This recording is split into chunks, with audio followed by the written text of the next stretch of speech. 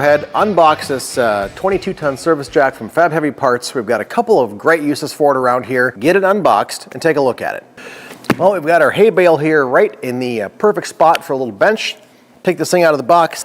Looks like we've got our jack handles here, some instructions, parts, more parts, and then our jack itself. Now, the nice thing about this is it is able to be hooked up to your air compressor, so you don't need to sit and pump up a 26,000 pound RV. So we've got 4 different standoffs for your jack. So depending on what you are going to be jacking up, you may need just the basic puck here or something a little taller.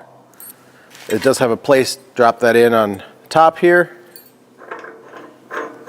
You can raise this up a little bit as well, so plenty of options for getting maximum height.